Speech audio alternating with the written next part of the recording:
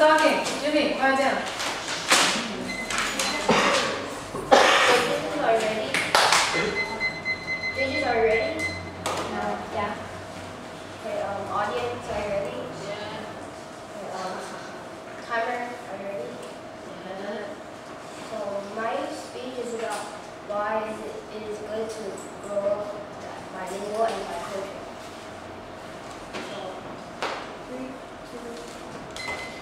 Ladies and gentlemen, consider the following scenario.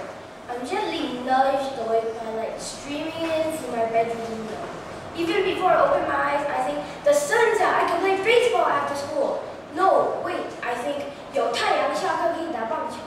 My brain works in 2 languages, sometimes at the same time. In fact, at one time, it was almost like a tug of war going on between my ears, whether to eat or to play or what. Yes, I know it sounds funny not knowing whether to think in English or Chinese. It's as if my brain is a mess of scrambled gray matter, right? Well, in fact, research shows that we bilingual people have a lot going for us. According to those studies, we're better learners, we're better earners, and believe it or not, our brains may even stay young longer. To be honest, it's not exactly like my parents had some master plan for me to be bilingual from birth. Both of my parents worked. So soon after I was born, I was sent off to a nearby home with nanny who was with my weekdays. And my nanny, she didn't speak a single word of English. Come Friday night, I took the short journey down the street to spend the weekend with my parents. I can't remember, but I was told my earliest learnings, infant babbling aside, were in Chinese. There was fat, the baby way of saying rice and meat, noodles. Around the time of my 2nd birthday, I made the trek back home for good. A Filipino nanny came to live with us. Before that, it was Chinese language almost exclusively. On the weekends, even my American father was content to cater to my limited Chinese language vocabulary. But when my nanny cooked, I was pushed off into uncharted territory. Water naturally served milk, and I named me. From then on, there was no turning back. I got bombarded with English from my nanny. My parents spoke to me either English or Chinese. And from my grandparents, I heard Chinese only. So, had I been subjected to cruel and unusual punishment? Well, maybe yes and maybe no. According to one recent study, toddlers who learn a 2nd language from infancy have an edge over their bilingual peers. The study also found the benefits of bilingualism come much earlier than reported in previous studies. The linguistic chaos continued in my school. I went to English language nursery school and pre-kindergarten. Then I switched gears and went to Chinese language kindergarten. My first year of primary school at a Chinese language elementary school, and changing languages again.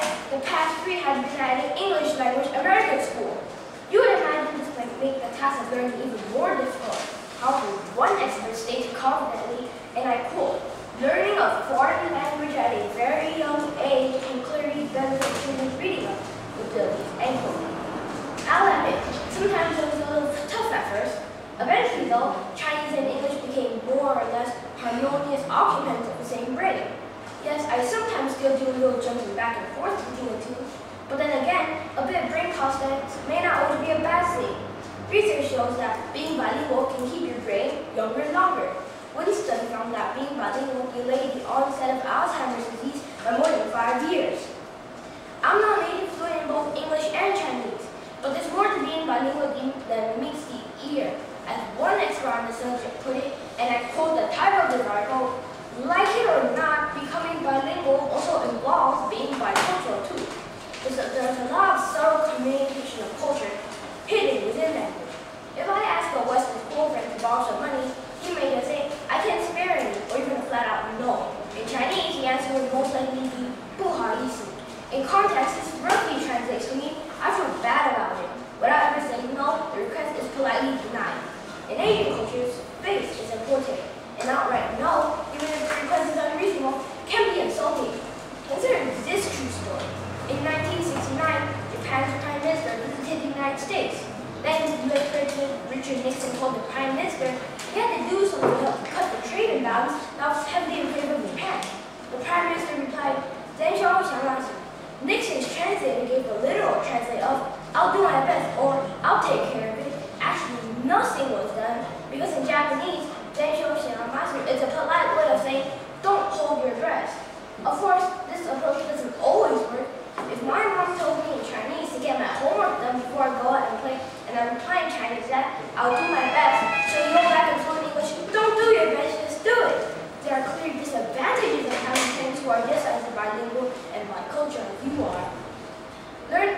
understanding culture through language is a great thing, but for me, biculturalism is another dimension.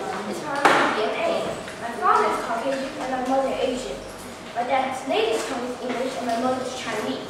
So my dad speaks fluent Chinese, lectures in Chinese, and even is a French also in Chinese. My mother, a career businesswoman, travels the world giving English language presentations at top-level corporate executives. Different languages flow and mix and aren't about boundaries. Don't underestimate the benefit of that. My brother and I can watch both the original English version episodes of SpongeBob SquarePants as well as the one dubbed in Chinese. But culture also flows too. There could be hamburgers and fried chicken or Chinese-style boiled dumplings and stir-fried vegetables. Some days the table will be set with chopsticks, and other days it will be forks and knives. Admittedly, sometimes it could be quite challenging remembering which condiments go with what. I mean, you don't want to end up pouring ketchup on your boiled dumplings, and French fries may not taste so good with oyster sauce. And oh yes, this diversity extends beyond. I embrace Thanksgiving and the 4th of July, just as much as I love Chinese New Year and the Dragon Ball Festival. Ha! You guessed it, it's called double holidays and double pleasure. In a nutshell, being bilingual means double everything. It's like multiplying everything by 2. All this may go well for me in the future. Okay, one study, the British regard people of mixed ethnicity as the most attractive. Wow! I wonder if that means I'll grow up to my grandfather Reed. His dad had British, Portuguese, Hawaiian, and Chinese blood. The study also found there may be reasons to believe people of mixed ethnicity are more successful. You don't have to look any further than U.S. President Barack Obama for an example. His mother is of mostly English heritage from Kansas, and his father's from Kenya. I understand firsthand if we really understand past those boundaries. It can only happen if we start to understand each other. We need cultures, customs, and beliefs that are like ours, not different, but diverse. Being diverse itself is a great place to start. If we can remember at the most basic level we are really all the same, then we lose that false brand that makes us think of a particular race or culture as being better than another. And that's a big step